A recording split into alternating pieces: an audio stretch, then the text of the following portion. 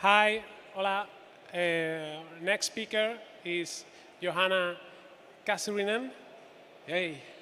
She's the co-founder of Run Organ and narrative designer. Maybe you know her because of How Fish is Made and Mouthwashing, that game on the t-shirts.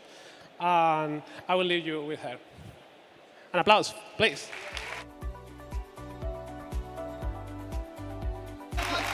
Oh my God. Oh, there it is. Okay. Hi, my name is Johanna Kasurinen, and I am in fact the co-founder, narrative designer, and art lead at Wrong Organ.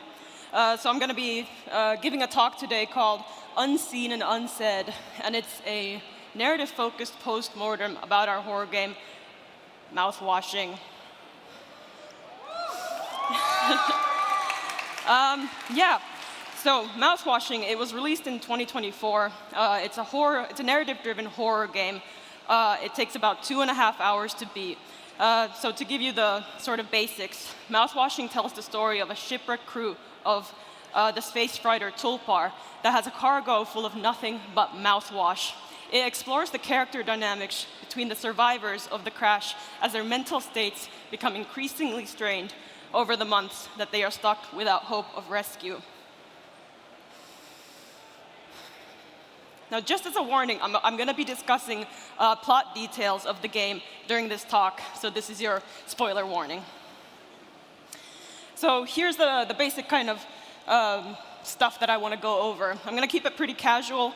I'm just going to talk about the narrative with a focus on how it was made and also what I learned in the process of making the game. So, these beautiful people here, some of who are here with us today, is my team at Wrong Organ. We are a Stockholm, Sweden founded and based studio. Founded in 2022, I think. We all have a background as future games design students. As you can see, even though we're founded and based in Stockholm, Sweden, most of us aren't actually Swedish. So I myself am Finnish, for example. And I have a background in business, actually. So our first release wasn't actually Mouthwashing. We released a game called How Fish is Made in 2022 for free. It was actually based on the design document that I used to apply to the Future Games education in Stockholm, Sweden, which is a trade school where you learn game design. Now, I had always really wanted to become a game developer, but I didn't see a way for myself to get there, because I suck at programming. So I always thought, oh, I'd really love to be a game developer, but if I can't code, then I cannot become one. So I tried to learn programming by myself, YouTube tutorials and all that, but I kind of just came to the brutal conclusion that I can't do that. I cannot learn how to code. Okay, I can't do that, but what can I do? So I thought, okay, if I can't code, can I write my way around needing to code? So while How Fish is Made is a game about making choices, you're only making one arbitrary choice over and over the entire game. The trick was to make the player think that there were actual consequence-carrying choices in the game and make the surrounding narrative compelling enough to carry it the rest of the way. The core of the game is essentially to get the player to play the game in their mind for you. Does it matter really in the end if there is no choice, if I can make you believe that there's a choice and commit to making a choice as if there is coding behind that choice? Now that goes against all good principles of game design, and I'm not telling you to do that, but it got the job done and I got into game design school.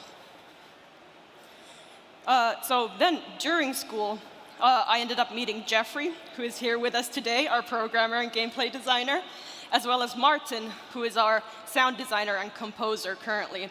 And we were just sitting around at lunch, and I was showing them, like, oh, cool, look how these fish things that I made to get into the school.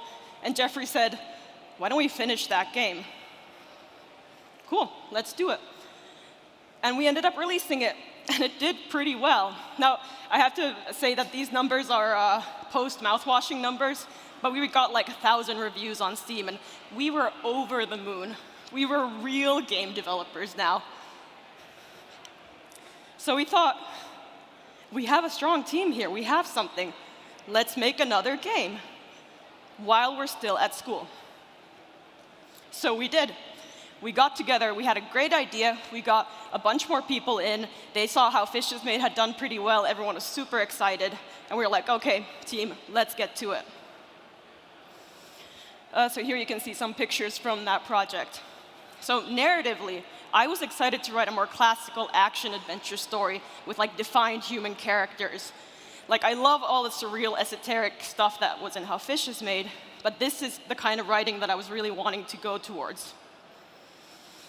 It had a strong emphasis on combat, horseback riding, and exploration of a beautiful handcrafted expanse inspired by the Kazakh steppe.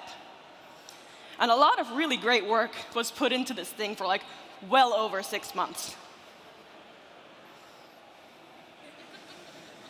But we ended up having to cancel the project. Like, it just didn't work out. We were going over deadlines, people started to leave to go to internships from school, so we just had to pull the plug. I think from the outside looking in, people would probably look at that situation and go, yeah, you know, makes sense. That's game development, and it's just like a side student project. It's not a big deal. Like, right? I took it quite harshly, to be honest. So I had just made How Fish is Made, which is in my mind was like, real game dev, let's go. It's all, you know, all W's from here. But the thing is, like, you know, I was the one in charge of this next project, and I had gotten a lot of incredibly talented people to put their free time during their education and effort during school, and it had just crashed and burned. And at some point, like, you know, the project was already practically dead, even before we had the courage to talk about, like, even pulling the plug on it. And it's just staring back at you, and you're staring back at it, and you just don't want to accept defeat. You start thinking, like, maybe if I just put in a little bit more effort, if I just try harder, I can fix it. You think it's like a lack of staying up late enough, not being passionate enough. And the like impending failure starts not only to feel like a professional one, but a personal, creative one. You're a failure entirely as a creative if you can't save this project. And I spent so much time painting these goddamn horses. All of that was for nothing. Just horses and horses and horses for months on end. I felt like I was dreaming about horses. And it all starts to make you feel a little bit crazy.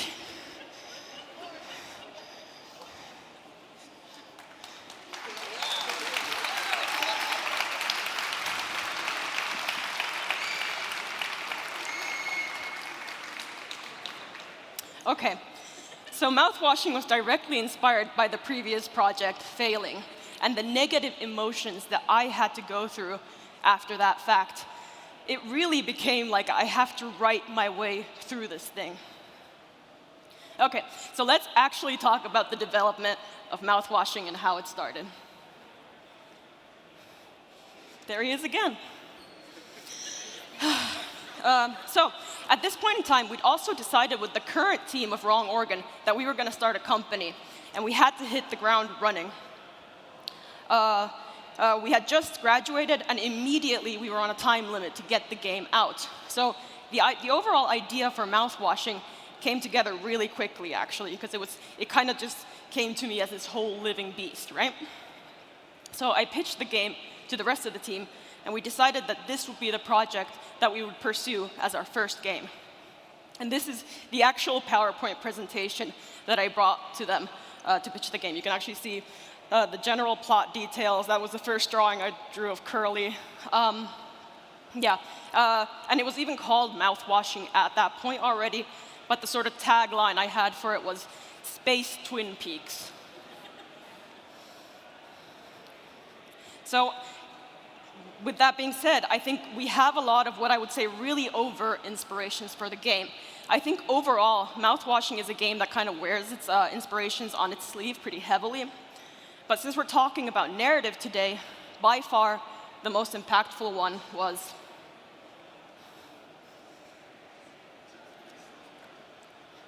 Memento by Christopher Nolan. It's released in the year 2000. It's a movie. I've been a huge fan of Nolan's for ages, but I just haven't seen this one. I was blown away. And you know, I saw it right before, or like right during the time that we decided to axe the previous project. So when we were gearing up to think of like, okay, what are we going to do for our first game? It was kind of still marinating in my head. And I thought about it, and I went, I can't do that, no.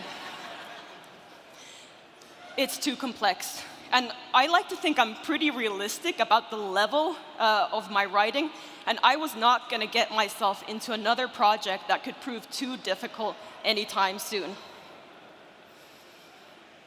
But what can I do? So just like with How Fish is Made, I was in a situation where I knew there was an aspect of the thing that I wanted to tackle that I sort of needed to circumnavigate somehow. In fact, in this project, there were a lot of stuff like that. That was like, we have this roadblock, and we need to find a clever way around these roadblocks. Which brings me to one of the main talking points of this presentation: limitations. So limitations and working within them. All game projects, even like really expensive AAA ones, certainly face limitations of some kind or another, of course. But as indie developers, we often have to work with really set boundaries. And we knew from the moment go that Mouthwashing would have a lot that we need to work around. So here are some of ours. Short project length. We have a set amount of time and money. We had a date in mind, and if we did not have a project out before that, it was lights out. First person, third person is a nightmare to program and design around. We had flashbacks to the previous project. Trauma, we're not doing that again. We're doing first person. And a low art budget meant that we had a few characters to work with, very low scope for animations, and it needed to be set in a small, self-contained location. But most importantly, no dialogue choices or multiple endings. No. Now, don't get me wrong, I love huge narrative games. Fallout New Vegas, Baldur's Gate 3, absolutely some of my favorite all-time games. I absolutely aspire to write something at that scale, and hopefully quality in the future. But in my mind, I could just see a relatively simple story swelling out into like a huge spider web of dialogue choices and having to keep track of them, so I was immediately like, no, that's not happening. And as much as the cancellation of our previous project hurt, I think it kind of made us very careful when going into Mouthwashing when we were thinking about scope and things like this, which I think is a positive aspect. And to this day, I'm really happy we made that call from the start. This is from Detroit Become Human, I think, one of the like chapter things, and it gives me stress even looking at it now, so don't. But then the question becomes, how do you actually make a good narrative game with these limitations in mind? When you have no money, no time, low poly art, no multiple choice, no multiple endings. So let's look at story as a puzzle. So Mouthwashing is indeed a non-linear narrative. It's absolutely not Memento level complex. Mouthwashing is an extremely simple narrative when you look at how it works under the hood. I was keeping my limitations in mind while still being inspired by Memento. So the narrative plot structure of Mouthwashing jumps around between 3 set time zones: pre-crash, post-crash, and judgment. It's essentially counting down to the inciting incident of the story and the end of the story at the same time. But to keep things relatively easy to keep a handle on, instead of doing like one big narrative trick, I think where Mouthwashing truly shines is that we layered a couple of smaller, simpler tricks together to keep things interesting without making it a nightmare to work on. So let's look at some of those and how the thing was written overall. So right from the beginning, Mouthwashing was always written out of order. So it's written in the order that you see it in the game. It wasn't written chronologically and then jumbled up after the fact. From the beginning, we had the story laid out as post-it notes, or in our case, on my row as post-it notes, so we could keep track of everything as clearly and visually as possible. And there were ground rules we would always follow. We would never cut from one distinct state to the same one. So I can't do 2 months after the crash to 4 months after the crash. It would have to be 2 months after the crash to a week before the crash to 4 months after the crash. So these Post-it notes are color-coded, so I have to go from orange to blue to orange. I can't go blue-blue, for instance. And that, like, just looking at it like that, we would sit like this as a team. We would see the Post-it notes, and we could move them around, and it made it very simple and easy, and everyone could stay on the same board. At one point, I also just set out all of the Post-it notes horizontally in a line as a story, and I drew a tension line on top of it, so I could make sure that I was still following a 3-act structure, even when the story was out of shape. And it's sort of very simple, really old writing tricks like this that made sure that I could keep on top of the plot at all times. And I think I do have to, again, shout out my team at this point, because it was really important that we were all there at times to discuss the logic and make sure that the logic was never broken. Because one of the big challenges of this project was keeping track of the logic. Just take a water. So this is one big way that we were able to take a real difficulty or limitation that we had and make something actually really fun out of it. There are instances where the player seeing something at the time would be too much of a giveaway, or we were just saving it for another moment or a big reveal. In this GIF, you can see that the player has a gun that the player doesn't know about yet, even as your character already has it. So we couldn't show it in the inventory. So we were like, okay, well, what's a fun way that we can censor this gun? And we kind of made it into a weird horror moment. And I think a lot of these moments ended up being some of the more memorable ones. Especially this one, I think. So at this point in the game, we have Anya's corpse is already in the med room, but we don't want to show it to the player yet. So Jeffrey, our gameplay designer and programmer, came up with this really cool blur effect when you get into the room, so we don't have to show what's there. Now what ended up happening, which I thought was interesting, was that this also works on a character level, or characterization level. It strengthens the worldview of Jimmy, your player character, even though it was initially implemented for a different need altogether. So why it was really incredibly important to keep the logic so sound was because you're actively asking the player to try and sort of follow and predict the story as one of the puzzle elements of the game. Yeah, so let's talk about another one of the tricks. So another thing that made Mouthwashing interesting was that we have a split POV between 2 player characters. So again, we knew we had to do first person. We have no branching narrative. So it was a question of what do we do to make the story structure interesting within those parameters? So a lot of first-person games, I think, especially horror ones, tend to have a player surrogate character. So, a character that you're just supposed to sort of fill the boots of, if you will. And our sort of trick is that the player is first introduced to Jimmy, who is the POV character for the majority of the game. And he's kind of meant to come across as one of those characters, right? He's there, but he's pretty bland, and he's sort of an everyman. And then you switch to Curly after that, who is stated to have gone mad at the beginning. So the player is kind of primed to question Curly as the odd man player character and to be suspicious of his actions all the time. Plus, you never see him in his pre-crash state until the end of the game. So it's harder to connect with him on a much more player level or human level. Another thing that I think made this so much fun to work with is that you can really contrast the 2 captains not only to each other as characters, but also reveal more about the rest of the crew and how they interact with each captain. So you can create interesting scenarios, because now we're playing not only with what does the player know, what does the NPC character know, but what does my current POV character know at this point in time?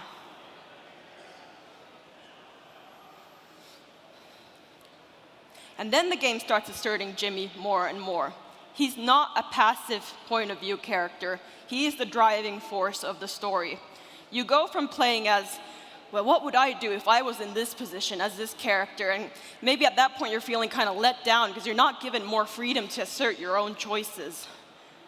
To then, oh no, I'm stuck playing as this character, and we are going to go through his choices, whether you like it or not. That's the point.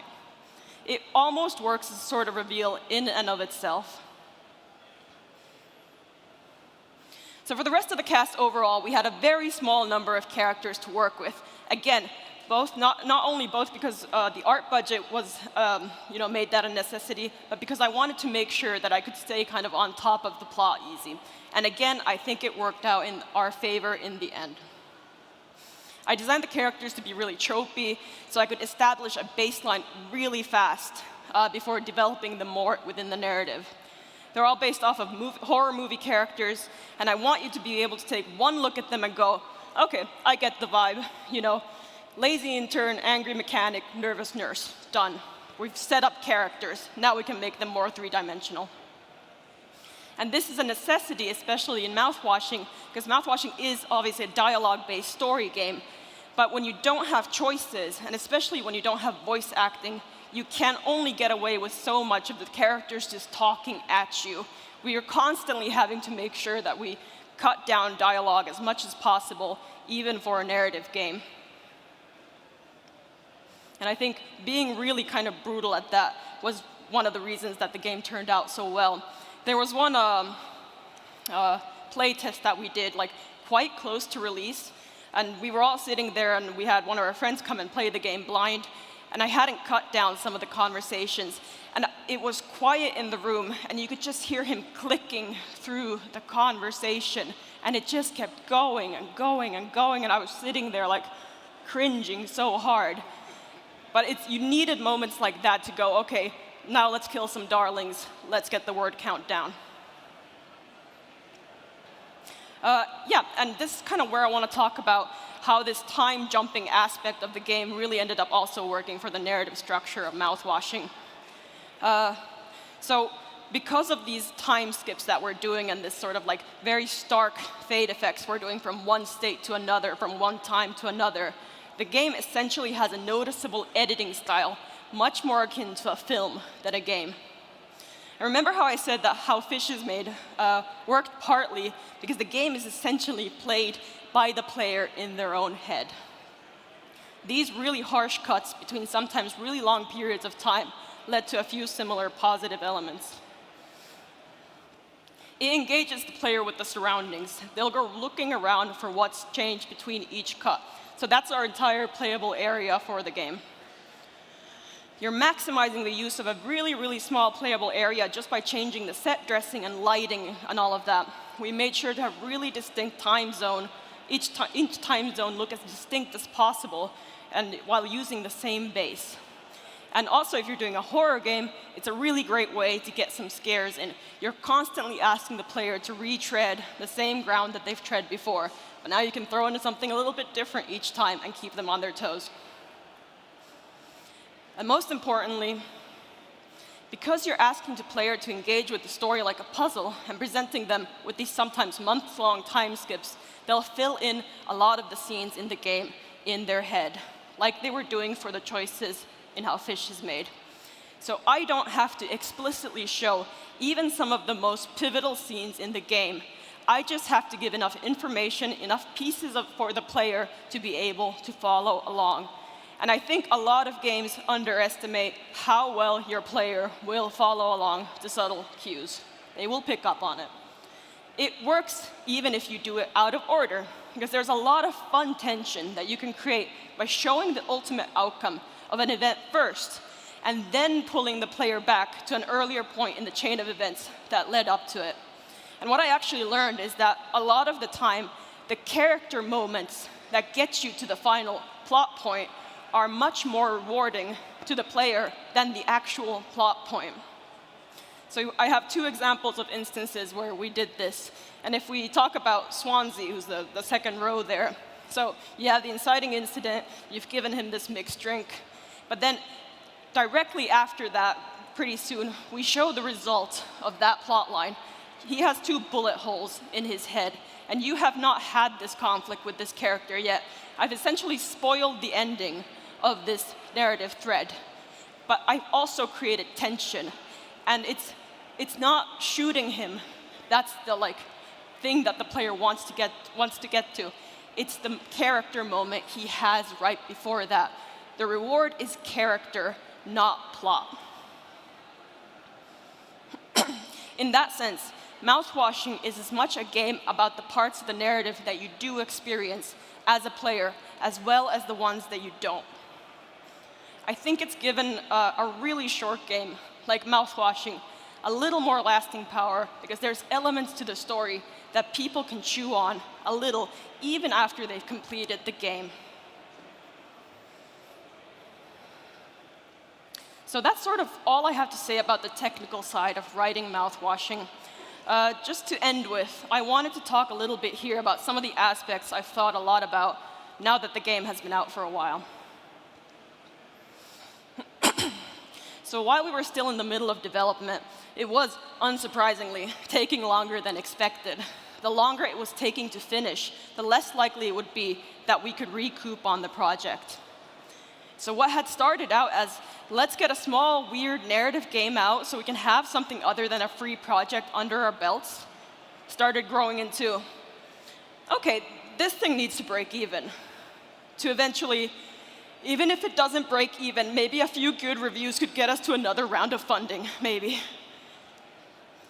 And at that point, to be honest, I was like, well, no one's going to play this game. It's certainly not going to we're not going to make any money off of it. It doesn't have enough widespread appeal. I just thought, people are going to look at it, they're going to say, it's short, walking simulator. Even if you like those kinds of things, are there that many people who play these kinds of games? But I think in that instance, without me realizing it at the time, it gave me a large sense of freedom when writing the game. I could take really big swings with some of the topics covered in the game. I could make it as bleak as I wanted to. Because I thought no one's ever going to play this game. The situation in the story of Mouthwashing does not get better at any point. It just gets worse and worse. It's a tragedy. I wanted every character to have a conflict within their worldview or about themselves, and then have them end up at the quote-unquote wrong conclusion by the end. The one you don't want them to end up at, the one that usually characters don't end up at in movies. And I think if I had known that so many people would play the game while I was making it, I think I might have kind of freaked out a bit and maybe not have had the guts to commit to that stark of a vision for the game. And I think I can speak for my entire team when I say that none of us expected Mouthwashing to perform as well as it has. Even with all the tricks that I discussed today, even with all the efforts and all the cool aspects that I think we put into it, it's still a very short game. It still has very little replay value, and it's very light on actual game mechanics. If someone tells me they don't enjoy narrative games generally, I'm usually like, yeah, probably won't get anything out of Mouthwashing. That's fine. But what I want to take away from Mouthwashing for myself is that if I approach the limitations of a game from the outset as possibilities that can give it a unique identity through creative solutions, and always really try to swing for the fences in terms of execution, any kind of game can absolutely find an audience. And if it doesn't, and everything fails, use the trauma of that project to fuel inspiration for the next one. Thank you. Should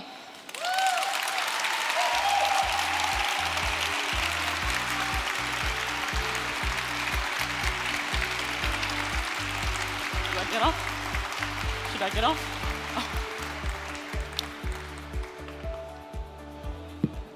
Me imagino que habrá bastantes preguntas. La primera mano que he visto. Hi. Hi. Thank you so much about Mouthwashing. It was incredible. Thank you so much. Oh yeah, sorry. So I also thought about Memento while playing the game. So congratulations. I think that's super difficult to make that kinds of jumps in the narrative and still keep the player up to the plot and making him make them not confused. How would you recommend to do that? Those kind of jumps, but keep the important information in the player's head all the time. Yeah, I mean, that was my biggest concern with this project. And I think, like I talked about, just having it in a way where you can visualize it, not only for yourself, like the Post-it notes. Just do pretend you're explaining it to someone else constantly. So you have it, this block means this, and then also that you can move them around as much as you want. But I would say that the big secret is to bring other people and start explaining it to them, or have them sort of explain it to them, or have them say, oh no, that doesn't make sense, or this doesn't make sense. It was really a group effort on our part. So I think, getting more eyes on the thing is critical. Thank you. Thank you. Hi, hello. Hello. Thank you so much for your talk. It was really enlightening about the game. Really interesting. Also, you have really a powerful voice. Thank you. I think, I mean, it's real. You talked about it. We put ourselves in the narrative of our work. So, talking specifically about Mouthwashing, I would like to know which one of the characters is the one that you think it's most like you, and also the one you would like to be friends with, because I know which one I'd like to meet and I'd like to talk with. Yeah, I mean, great question. Yeah, I mean, I think people are sometimes surprised when I say that, all of the characters are different aspects of myself, Yes. especially when it comes to Jimmy, of course. Of course. But I think I'm pretty transparent in the fact that I like to write about some of the worst aspects of myself, how I handle stress. Yes. Sometimes you get angry and then you think afterwards, oh, this isn't who I am. But then I thought, okay, let's take that to the character narrative extreme and do a character who is all that. But I think in terms of the character that I'm the most like, I think people might be a little surprised, but Swansea, 100%. Yeah. Yeah, just... And your friend on the ship? Friend? Who's your friend on the ship? I don't know, Polly maybe? I mean, I know I am a Daisuke kind of girl. I mean, I'm young and I don't know what I'm doing. So, but I think Anya, it's like, you have to know which kind of comfort she brings to the fandom. So I wanted to let you know, because it was a really a place of comfort for me. She's a really I don't know how to say it, but someone that feels real, feels special in that really empty and really dark space. She and also Daisuke, they are the lights of that place. I think they are one of the things that keep that thing for going even more crazy. True. But thank you for saying that. That means a lot to me. And for me to talk with you and with you also. Thank you. Thank you so much.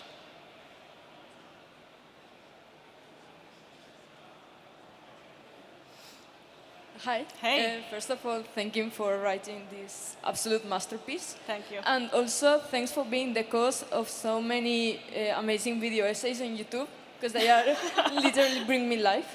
And I wanted to ask, because you mentioned a lot of movie references, but also if you take a reference of video games and maybe other horror games or... Yeah, absolutely. So I had movies, TV shows, and games kind of jumbled up in one of the slides there. But there's two recommendations in the indie horror sphere that I think are kind of largely overlooked. Paratopic is one. I don't remember the name of the developer, but if you want to see some of the similar editing cuts that we use, that was directly inspired by Paratopic. And the other recommendation I have is called Mothered. Again, I don't remember the developer's name, but you can see a lot of very similar stylistic choices that we were inspired by. Two incredible, like low poly horror games that I think are massively like underappreciated.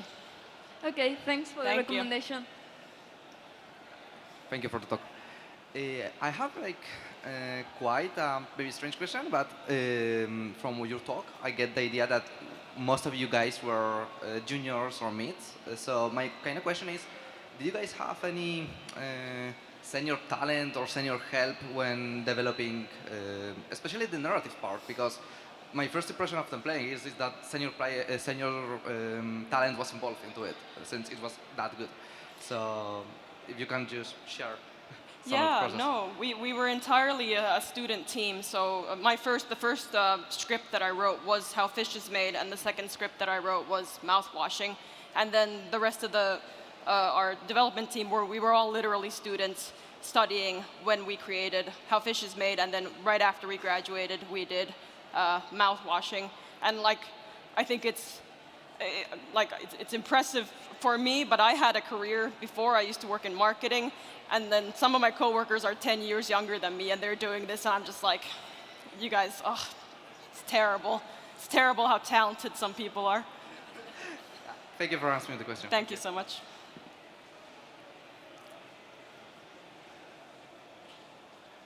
Hi. Hi. First thing, thank you so much for the game. It's been an amazing experience. Thank you. And I wanted to ask about, you mentioned about you took very basic archetype for the characters, like the angry mechanic, nervous nurse. Why do you think it works so well, taking these very stereotypical archetypes that are in a lot of fiction everywhere else, and going to the extremes, putting them in a very small space, having them to interact in a very, very extreme situation? Do you think that's the key to how and why the mouthwashing experience works?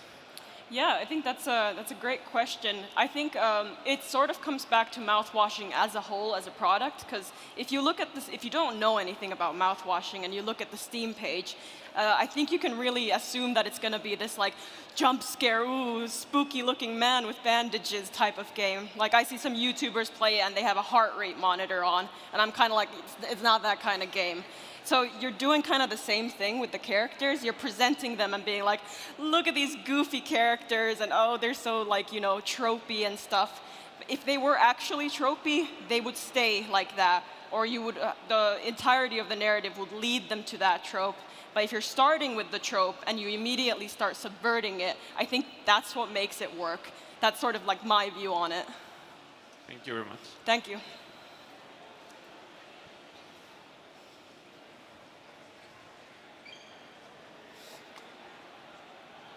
Hi. Hi. So one of the things I liked the most about the game was the narrative, and you have talked about this a little, the way that you made the players feel these unsettling things, not only because it has jumpscare and horror elements, but also through narrative and feelings. Yeah. So a lot of the characters has different traits that can connect with you, and Jimmy is obviously a character that has a lot of things. But I wanted to ask, in the end, I got the feeling that the way how the game ends, I didn't know if you wanted to give a message of kind of redemption or else like a final act of ego, if you know what I mean. Like, is this character developing something? Because guilt is a recurring theme in the game. It's you're constantly faced with the idea that you should face consequences and take responsibility. So is actually Jimin taking responsibility, or is the end of the game like a last act of ego? Ooh, I think it's a great question, but I don't like explaining it too much, to be honest, because I think, I mean, part of it, I feel like this is such a like writer way to answer it, but part of it is what you're bringing to the story yourself. How do you view it? That is part of like the ending, I suppose. We get a lot of emails and DMs asking like, quick question. Could you explain what happens at the end? And I'm always just like, I always feel like, how boring would it be if I just went like, oh, okay, here, let me just write it out real quick. It's fine. I think part of it being sort of mysterious is why it's good, I guess. But thank you for your question.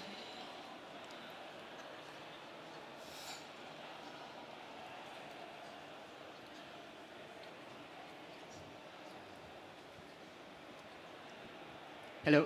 Hello. First of all, I want to say congratulations on the game. I think it's one of the best written games in history, likely. Like I seriously, I find it like quite clearly. But there was like one question I wanted to make just out of curiosity. So, how did Twin Peaks inspire Mouthwashing? Because I feel like everything is inspired by Twin Peaks nowadays, and I don't quite see the relation right now, like from playing the game, you know? Yeah, I think with Twin Peaks, it was less about any sort of one specific plot point. I think the vibe of Mouthwashing is the thing that's sort of like most taking from Twin Peaks. And I would say the character writing, because I was thinking that there is this sort of dichotomy, at least I feel, in Twin Peaks, where something very serious has happened, but nobody's reacting to it in a sort of like, you kind of want to shake a lot of the characters, like, do you understand what's going on? And I think there's this sort of really uncomfortableness about that I wanted to bring into Mouthwashing. So I don't know if this feels like a non-answer, but it's sort of this uncomfortable vibe, specifically, that I took from Twin Peaks. That was, I think, very Lynchian, and I love Lynch, and so I hope I did a little bit of justice. Okay, yeah, it makes sense actually. Thank you so much. And in a way, it does make like that dichotomy. I feel like it makes it like more realistic. I feel like if that were actually to happen, I feel like it is closer to what it will actually happen. Yeah, exactly. Well, thank you. Thank you so much.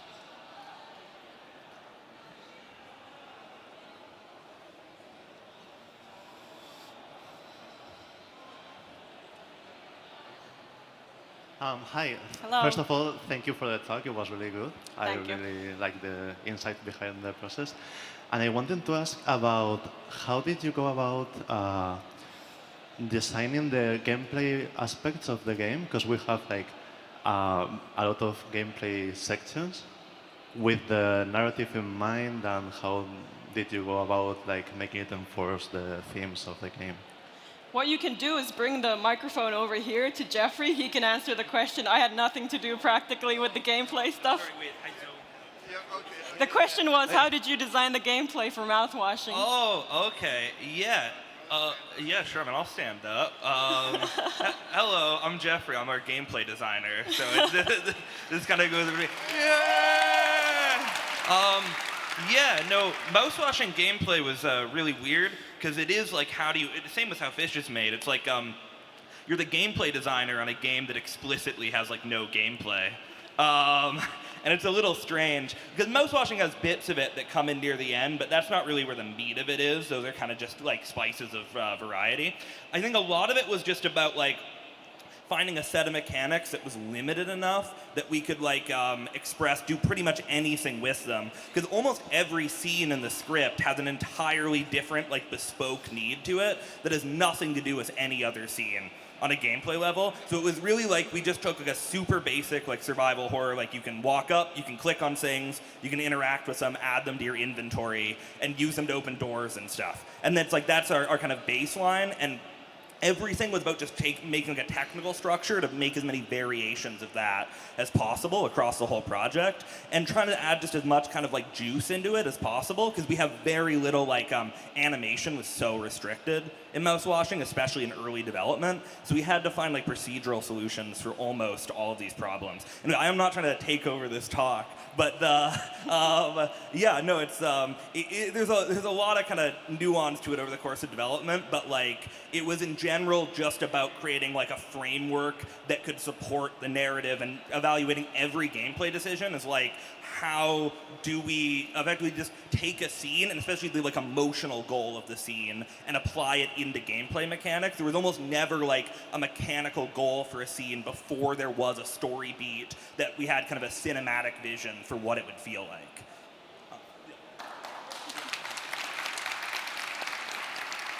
I was going to say the exact same thing word for word, actually.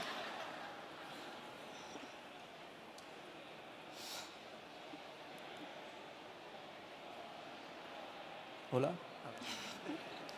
Hi, thanks for the talk, and I really enjoyed your game. I had the question of how and why is it mouthwash specifically, because I feel like in some ways it has some sort of like some relationship to Jimmy as a character, in the sense that both the mouthwash and Jimmy are mostly useless at what they are supposed to do, but go out with one good deed, like a good taste of mouth, literally, with the mouthwash and with Jimmy's last scene. So I don't know if the mouthwash element came at the end, or if it was like the backbone of the process for the narrative. Yeah, so from the beginning, I knew that it was mouthwash. I really briefly considered, because the point was, I was like, okay, they're carrying something. What's the worst thing that they could be carrying? And I thought, alcohol. Okay. But then, if it's just a reveal of alcohol in of itself, if it's, just hard liquor or something, it didn't have that, like, sad, depressing, funny element to it. Because when it's liquor, but it's the worst type as well, which makes it kind of a punchline when you have the reveal. But like you said, I think you're spot on to the fact that it also has this sort of thematic element to it, where there is this rotted core at the center of the story, and instead of like thematically actually cleaning something, you're using something like mouthwash to cover it up instead. So it worked on that level. So I think it started out being like this sort of, it's sad, depressing, but kind of funny in a way. But then it has this thematic through line as well. Okay, thank you. Thank you so much.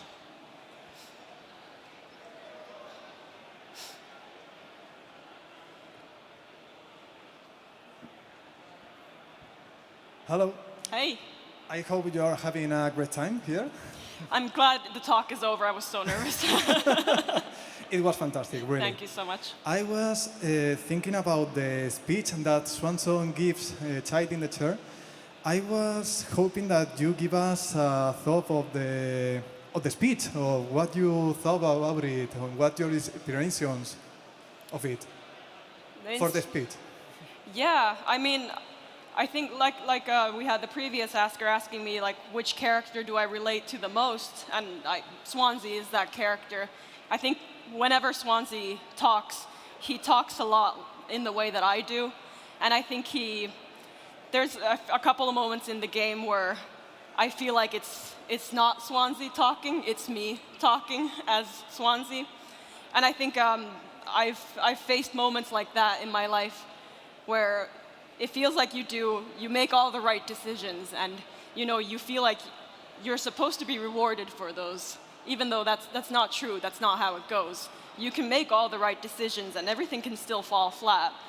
So it was just sort of like, yeah, getting that sense out. And it makes me really happy that it connects with people, because I think that is my favorite piece of writing in the game. Yeah. Thank you so much. Thank you.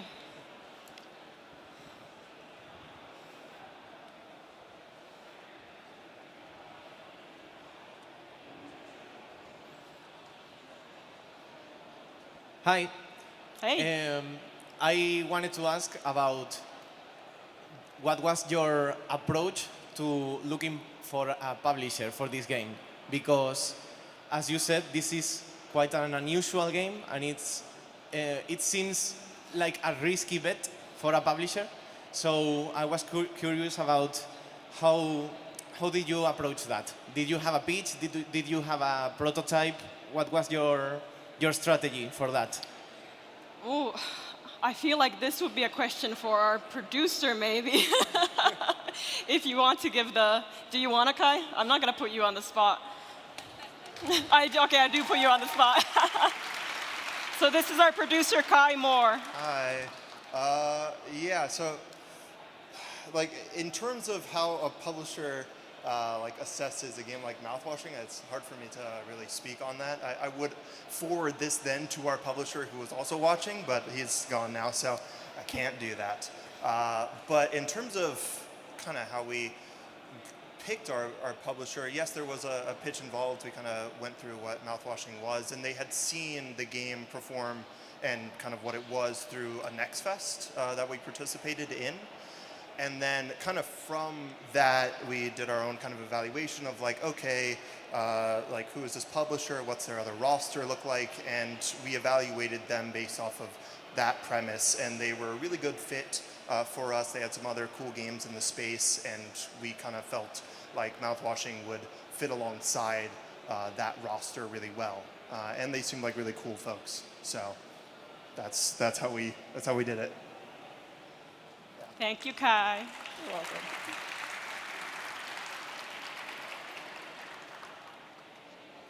Hi, first of all, I just finished my university studies about the script writing, so knowing that you did that while studying is amazing. It's such an inspiration. Thank you so much. You said you didn't write it chronologically? Yeah. So how did you keep the track of the 3 acts and the plot points while the story was all fractured? Yeah, I think I really just I approached it the same way I would even if it had been in linear order. For me, the way that I tend to work is that I hate the blank page. I think a lot of writers can probably relate to that. So I just start slapping down ideas. I call it vomiting on the page. Just get it all out. And then you can start worrying about the logic of it. So when I do the first draft, I'm much more concerned about characters and their arcs and stuff. But then once you get all of that out, I think then you start making sure that the logic and all of the of thematics and everything follows a structure. And there is a lot of stuff that you then do need to go back and fix. So I think it is a process of just get started, don't worry about it at first. Then again, I would say show it to other people and then get some feedback. What's actually interesting about Mouthwashing is that when I first had my first draft of the script, a lot of people were really confused reading it. And I think if you think about reading Mouthwashing without any of the graphics, any of the gameplay, and it's in disconnected pieces, it's a really boring thing to read. One of my writer friends came to me really delicately, and I could tell it was bad. He was like, "I think you should be careful with this one." And I was like, "Oh no, it's so boring." But then it was like, okay, well, if we're at this point in the beginning, then you just keep kind of at it until it all starts making sense. I don't think there really is any trick to it except for just keep looking at it, keep showing it to people, and try and keep it as simple to yourself. I hope that answers your question. Yes, more or less. Thank you. I was told to keep it super short. Thank you so much for sharing your story with us and for being brave and going on stage and everything. Thank you. I just wanted to. I don't know about it. So you mentioned that you had a lot of freedom because you thought nobody was going to really pay attention. I'm curious. Have you given it any thought? Now, I don't want to make you nervous, but I'm sure people are going to be paying attention now. And I'm wondering if you've given it thought. What's your approach going to be in the future? What do you, Yeah, it's really it is a lot of pressure because I think people, they look at us as a studio and they go, we want another Mouthwashing. And I think we're going to go in a little bit of a different direction next, which I think means that there's not as much pressure on me. And then I think I like the fact that for the next game, we can show off a little bit of some of the other skills aside from narrative. We're still going to have, obviously, I'm still working there, so it's going to be weird and messed up and stuff, but we're going to have less of a focus on narrative.